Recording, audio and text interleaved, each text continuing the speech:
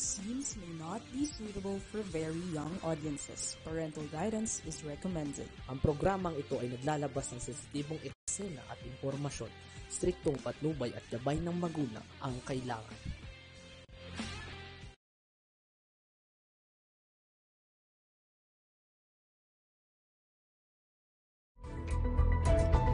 Okay, isang magandang araw po sa atin lahat. Sakit sa tenga. Dito naman po tayo sa ating balitang halian. At siyempre, dito pa rin po ang inyong lingkod, Fenny Codemos, para sa ating balitang halian. And of course, sabi nga natin, dami natin mga balita ngayon. Pero tingnan muna natin ang ating kakalsadahan dahil medyo marami atang umuwi ngayon di ba? Okay.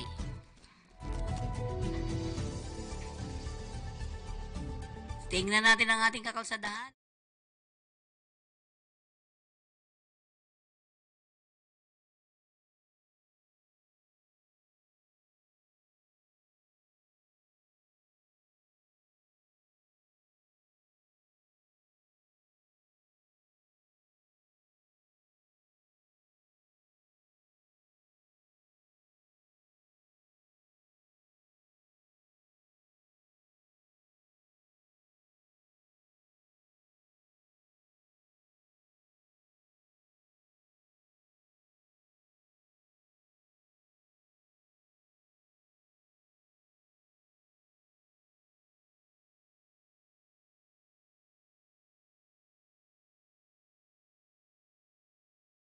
Sa ating mga balita, sa ulo ng ating mga balita, extradition request versus Tebes lusot na sa Timor-Leste. Tunay na ina ni Mayor Go, natukoy na sa Senado. Mas maraming ulan mararanasan sa October. Ayan ang ayon sa Pag-asa. AFP standby sa fishing ban arrest sa policy ng China. Call center agent nanlaban sa rape patay. Makati Road Rage case closed na ayon sa PNP. QC LGU may hiwalay na graduation rights para sa mga LGBTQIA+. Mayor Joy inalerto mga tauhan sa tag-ulan o La Nina. Yan, maganda-handa tayo nung nakaraan, tag-ulan, ay tag-tuyot. El Nino. Ginawa ko naman bading yun At ngayon naman ay La Nina. Yan. Ay, asan pa tayo? Yan na naman ang Meralco. Noon, ang ang sabi, pag maulan, di ba? Ay, pag mainit, niisip ko kasi ulan ay, kaya mainit, kaya tataas ang kuryente, etc. etc. Ngayon namang tag-ulan, tataas pa rin ang kuryente. Ano na nangyari? Yan. So, sa kabuuan po ng ating balita, inihag ng Department of Justice na lusot na sa Ministry of Justice ng Timor-Leste ang extradition request ng gobyerno ng Pilipinas para kay dating Negros Oriental Representative Arnulfo Arnie Tebes. Gayon naman, sinabi kahapon ni DOJ spokesperson Asek Miko Clavano na hindi pa masasabi kung kailan mapapauwi sa bansa si Tebes na nahaharap sa patong-patong na kaso kaugnay sa pamamaslang kay Negros Oriental Governor Ruel Degamo noong March 4 ng nakaraang taon. Hinihintay pa niya ng DOJ ang magiging desisyon ng Court of Appeals ng Timor extradition request. Pinaghahandaan din ng DOJ ang pagpapauwi sa oras na magpasya ng Timor-Leste dahil sa naipasa naman ng Ministry of Justice ang request ng CA doon. Wala unang magagawa ang DOJ kundi maghintay kung kailan lalabas ang desisyon ng CA sa naturang request at umaasa na lamang sa mga susunod na linggo ay may resulta na.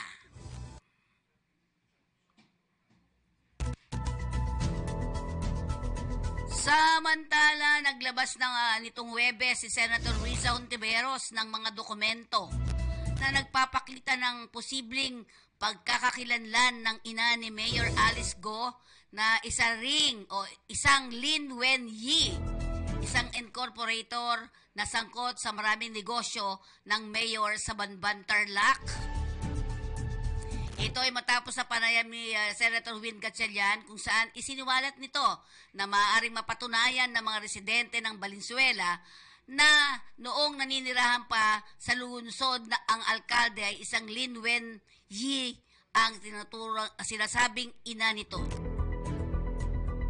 Tingnan nga natin at pakinggan natin anong sinasabi ni Senator Win Gatchalian. Kasi nga lumabas doon sa hearing sa dokumento na tumira siya sa Valenzuela.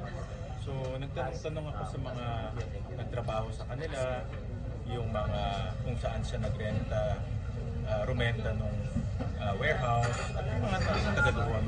At itong taong si Wendy, parang pinapakilalang nanay niya doon sa mga taga doon sa Valenzuela. So, ako, ang personal assessment ko, this might be the biological mother ni Alice.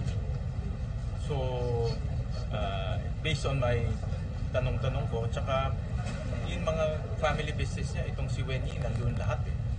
Consistent nandun si Wendy.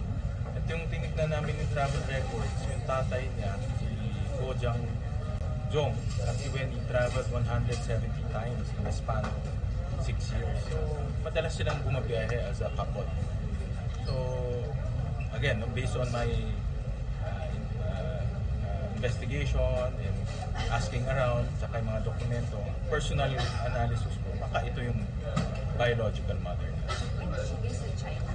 She's Chinese citizen.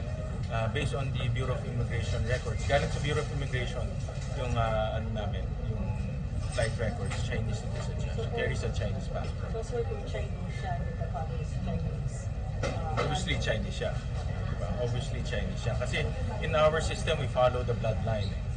So, kung ano yung parents mo, yun ang nationality. Unlike in the US, kung pinanganak ka sa US, regardless of the nationality of your parents, US citizen ka. Ito sa atin is we follow the bloodline. The legal implications, especially since public official. Well, ang legal implication na una-una yung mga documents na ginamit yung kanyang birth certificate.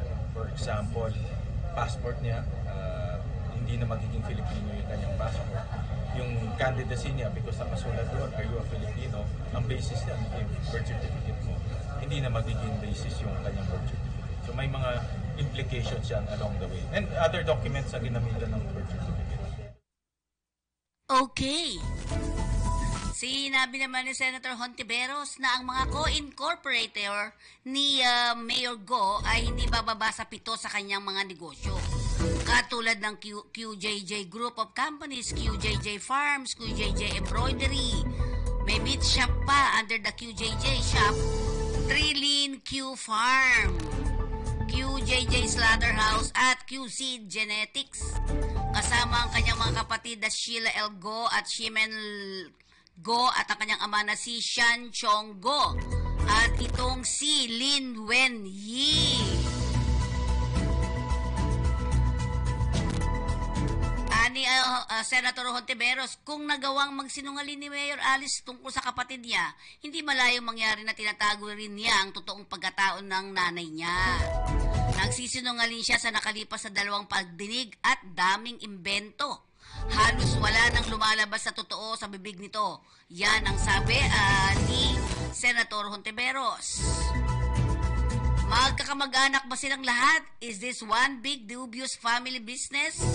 As Senator Win also noted, travel records show that Jian Zhongguo and Lin Wen Yi traveled together at least 170 times in the span of 6 years.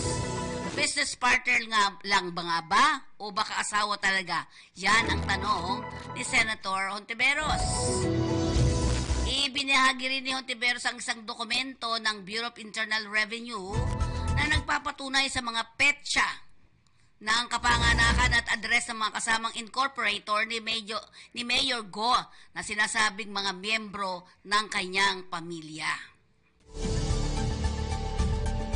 Sa isa pang source, nagsasabi na Winnie ang tawag sa nanay ni Mayor Go. Filipinized version kaya ito rin si Lin Wenyi. Bakit kaya sinisikreto? Sino ba itong pamilya na ito at bakit nakapalibot sa misteryo? We will get the bottom of this pagtatapos pa ng senador. Samantala, posibleng magkaroon ng mas maraming ulan o mas matinding sa normal na ulan ang maaring maranasan simula Oktubre dulot ng pagpasok ng La Nina phenomenon. Ating pakinggan ang ulat panahon.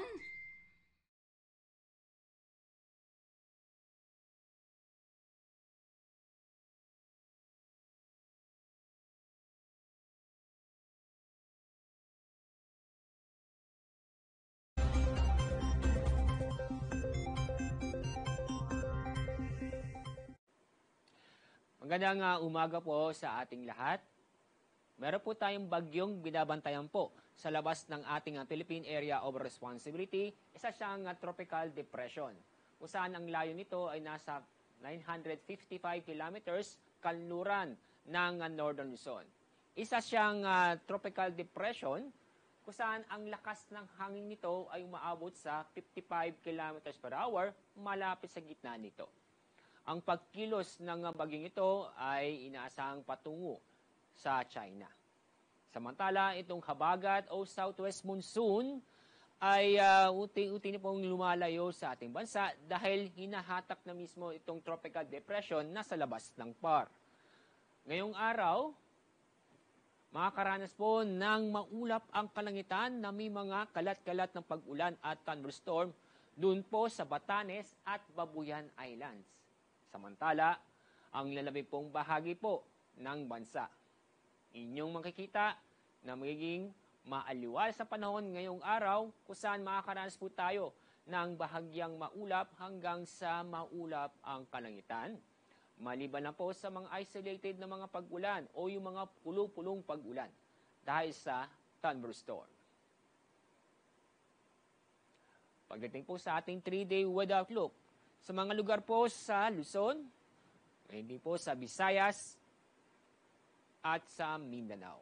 Inyo makikita, magpapatuloy na magiging mga maaliwalas na panahon kung saan makakaranas pa rin ng bahagyang maulap hanggang sa maulap ang kalangitan. Pero asahan pa rin natin ang isolated na mga pag-ulan dulot ng thunderstorm. Sa loob ng araw nito, inaasahan ko natin muli babalik ang southwest monsoon.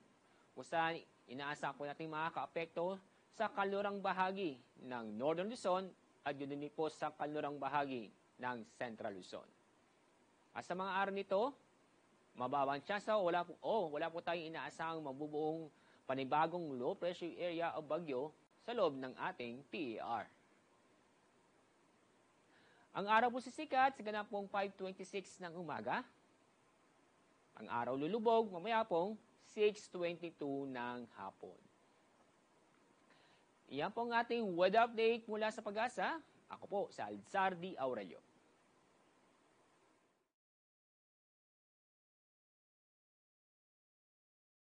Sa ibang mga balita pa natin, tiniyak ng Armed Forces of the Philippines na nakahanda sila sa anumang posibleng tensyon na dulot ng implementasyon ng fishing ban at pag-aaresto ng China sa mga mangingisda sa South China Sea at West Philippine Sea. Ayon kay AFP spokesperson Colonel Francis Margaret Padilla, ang paghahanda ng AFP ay bunsod na rin ng hindi pagkilala sa fishing ban na ipinatutupad ng China. Sinabi pa ni Padilla na may mga contingency plans at resources ang AFP upang agad makatugon sakaling magkaroon ng kaguluhan. Giit ni Padilla nakasuporta ang AFP sa Philippine Coast Guard at sa Bureau of Fisheries and Aquatic Resources sa bunsod ng fishing moratorium at pag-aresto umano'y trespassers sa South China Sea nang walang gagawing paglilitis. Sa katunayan, ayon kay Padilla, hinihikayat pa rin nila ang mga Pilipinong mangingisda na ituloy lamang ang kanilang pangingisda sa katubigan na sakop lamang ng Pilipinas. Nakabantay at nakasuportahan niya ang AFP sa mga mangingisda at sa mga posibleng pangaharas ng China. Matatandang sinabi rin ni Pangulong Ferdinand Marcos Jr. na hindi nila tinatanggap ang detention policy ng China. Patay ang isang dalagang call center agent matapos na pagsasaksakin ng isang obrero na lover na kanilang kasambahay ng manlaban ito sa tangkang panggagasa sa loob ng kanyang tahanan sa barangay Kaitambog, Indang, Cavite, Miyerkules ng madaling araw.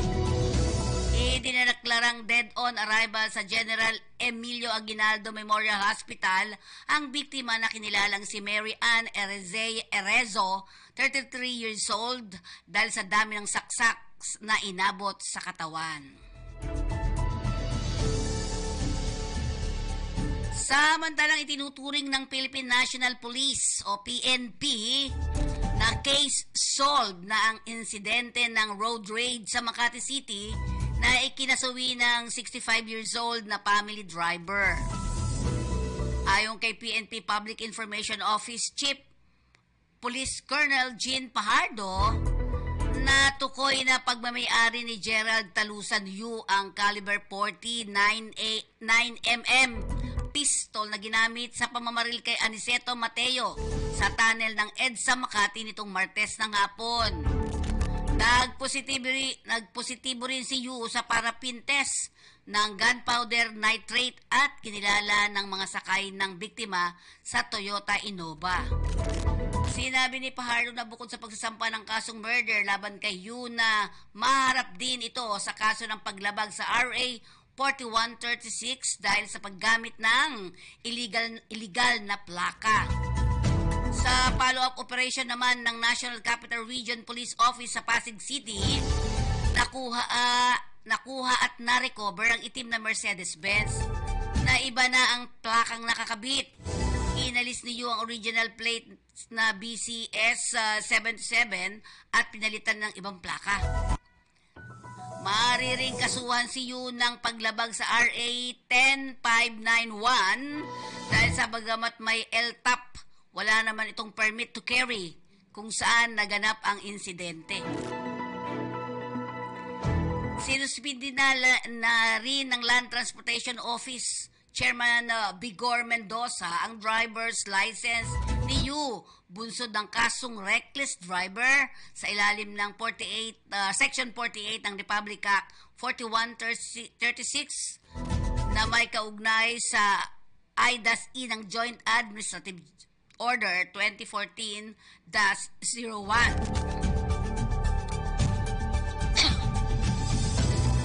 Sa hindi wastong pagpapatakbo ng sasakyan ng motor sa ilalim ng Section 27 ng RA 41361.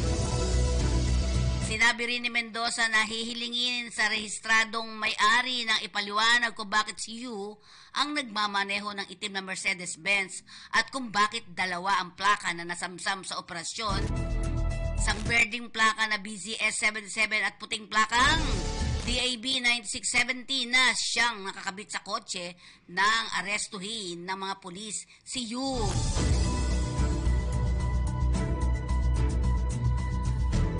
Good news para sa LGBTQIA+. Mayroon ng hiwalay na graduation right na ipatutupad ang Quezon City Government para sa mga graduating high school or college students na ng lungsod na hindi na napayagan na magmarcha na nakasuot ng kanilang march in gender-affirming attire. Ito ay nakarang inanunsyo ng Quezon City LGU na sa Hunyo 22 ay magsasagawa ng Graduation Rites March with Pride in Quezon City na isang espesyal na aktibidad para ipagdiwang ang ika-85 taong anibersaryo ng Quezon City. Sinabing may ilang mag-aaral na bahagi ng LGBTQIA+ community ang hindi napayagang magmarcha kung hindi isusuot ang dress code ng paaralan kahit na may utos ang Department of Education na ipatupad ang gender-responsive basic education policy sa lahat ng ating paaralan. Sabi ni Belmonte, graduation rights are everyone's right. Regardless of expression in Quezon City, you have the right to express your truth no matter your soji. Yan ang sinasabi ni Belmonte. May hanggang Hunyo 7 naman ang mga mag-aaral mula sa naturang komunidad para magrehistro at makasama sa naturang graduation rights. Wow! Galing! Congratulations, Mayor Joy, ha? Samantala, inaler ito ni Quezon City Mayor Joy Belmonte ang mga tauhan kaugnay ng tag-ulan at La Nina. Ayon sa QC Disaster Risk Reduction Management Council, handa na ang tanggapan sa inaasahang 13 hanggang 16 na bagyo ngayong taon. Aniya ang kahandaan ay napatunayan ng lokal na pamahalaan sa nagdaang bagyong Aghon. Ang team ay equipped ng rescue boat, protective gears, sonar equipment, rescue cans, at iba pang life-saving equipment. Samantalang ang CDRRMO rin ang magre-rekomenda ng citywide suspension ng klase sa mga public school sa QC. Depende sa dapat 4 a.m. Mo, di ba? Madaling araw yun, no? Weather forecast ng Pag-asa. Ang bawat barangay ay magdedeklara ng localized suspension alas 4:30 ng umaga. Kung walang rekomendasyon ang DRRMO, mayroon ding preemptive evacuation na gagawin sa mga low-lying at flood-prone area. Dagdag pa ni Belmonte, mayroon ding helpline. O, ito po, tingnan yung mga helpline na 122 sa QC na maaaring tumanggap ng tawag o hinga ng tulong sa panahon ng kalamidad at ano pa mang insidente. Tayo magpaalala muna para sa ating himpilan. Pampamily Pack ang inyong absolute pure distilled drinking water. I love this water.